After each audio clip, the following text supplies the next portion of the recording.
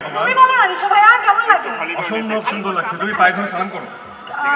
না ওটা একটু বেশি হয়ে যায়, বাট ভাই বলছিলাম যে আপনি তো এখন অনেক সিনেমা করছেন, আমার একটা সিনেমা আসছে কোরবানি ঈদে। না মানে বললাম আর কি ভাইয়া, মানে একটু মানে ইধিকা টিধিকা তো আছে, but তাই না? তাই বাংলাদেশে- তাই তাই তুমি তো কাছের মানুষ দূরে থুইয়া এখন আবার তাকে দেখে খুব। ও মা, শাকিব খানের সাথে সবার কাজ করার স্বপ্ন, তোমার সাথে থাকলে আমার কাজ করার স্বপ্ন।